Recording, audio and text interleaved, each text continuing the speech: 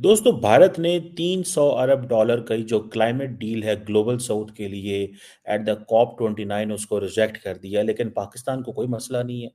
हालांकि मेरी स्टडी के मुताबिक पाकिस्तान का जो क्लाइमेट फाइनेंस गैप है that is 348 billion dollar by 2030।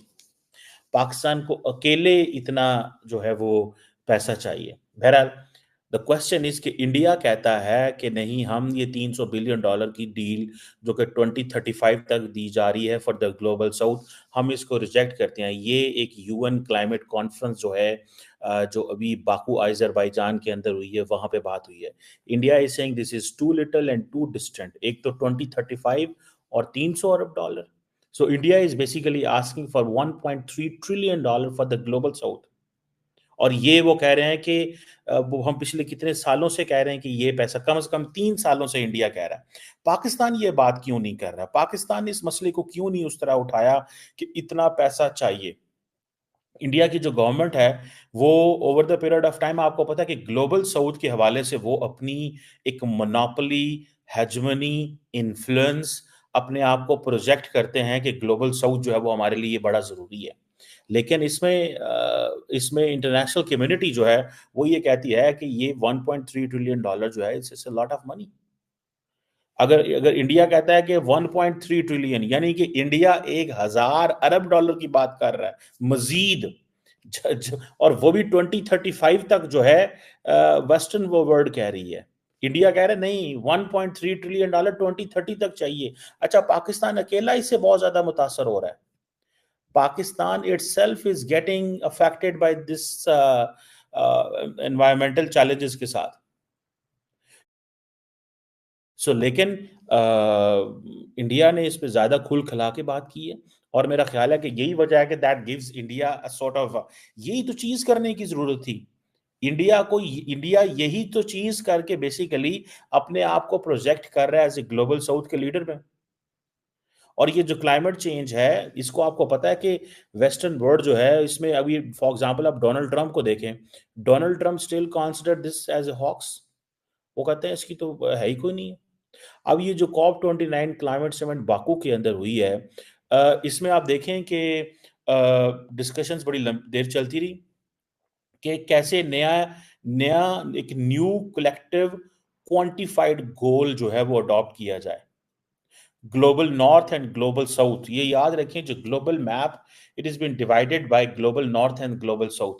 जो नॉर्थ है that is industrially rich, politically stable, economically stable है, ठीक है, डेमोक्रेटिकली जो है वो फाइन है।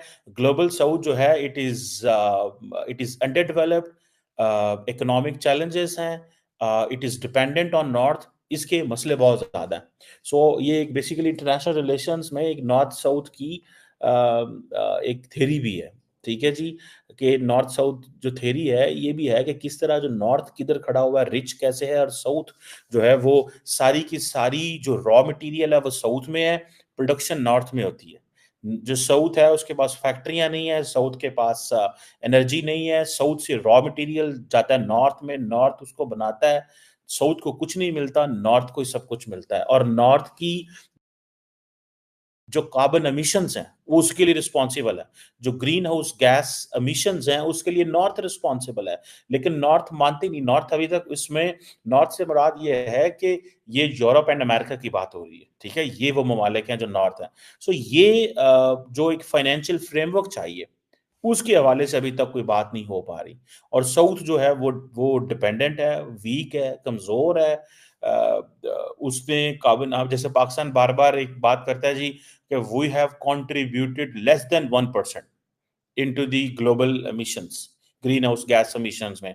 But we are facing the consequences of that. Glaciers melt हो रहे हैं, बारिशें हो जाती हैं, सो ऑन सो दुनिया में अब जहां पे भी बारिशें होती हैं, इस तरह की चीजें होती है, पाकिस्तान फटाफट बोल पड़ता है just to tell them that how much we are getting affected, और ये कितना हमें अफेक्ट करती हैं।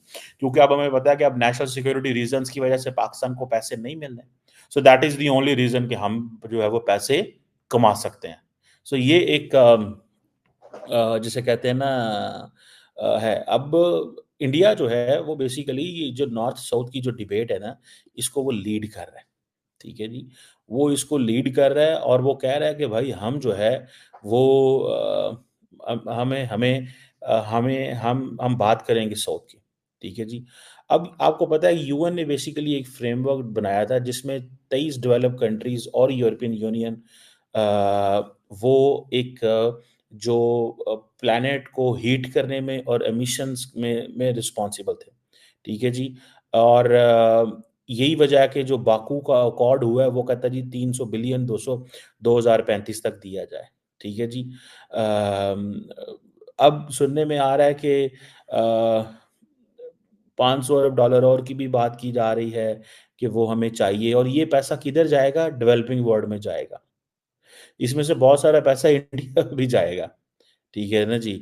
इंडिया भी जाएगा क्योंकि इंडिया इटसेल्फ अपने आप को जो जैसे इंडिया ने अपनी कमिटमेंट्स की हुई हैं कि 70 तक इंडिया जो है वो क्लीन एनर्जी पे शिफ्ट हो जाएगा।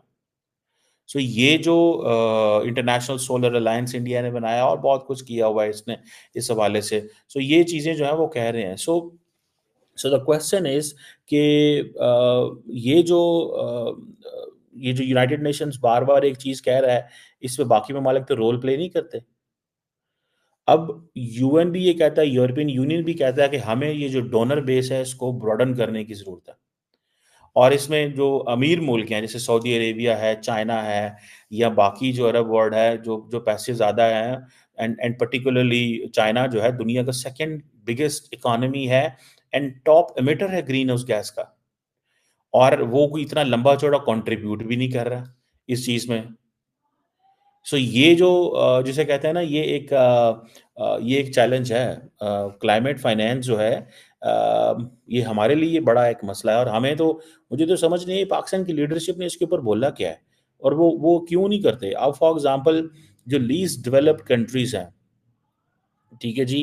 और दूसरी तरफ एक तो लीस्ट डेवलप्ड कंट्रीज़ हैं वो उसको वो कहते हैं कि कम से कम मेरा ख़्याल है 220 अरब डॉलर तो सालाना चाहिए।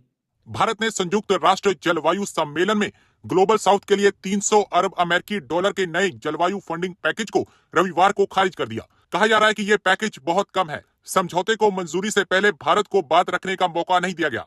अजरबैजान में संयुक्त राष्ट्र जलवायु वार्ता में जलवायु परिवर्तन से निपटने के लिए ग्लोबल साउथ के लिए 300 अरब अमेरिकी डॉलर के वित्त समझौते को मंजूरी दी गई। इसके तहत 2035 तक प्रतिवर्ष मात्र 300 अरब अमेरिकी डॉलर की फंडिंग की जाएगी। ग्लोबल साउथ के देश 3 वर्षों से 1.3 ट्रिलियन अमेरिकी डॉलर की मांग कर रहे हैं। ग्लोबल साउथ का संदर्भ दुनिया के गरीब और विकासशील देशों के लिए दिया जाता है। मसौदे पर परामर्श नहीं किए जाने से नाराज कई देशों ने बैठक का बहिष्कार किया। जलवायु सम्मेलन के समापन सत्र में भारत का प्रतिनिधित्व कर रही चांदनी रैना ने समझौते को पारित करने की प्रक्रिया को अनुचित और मनगढ़ंत करार दिया।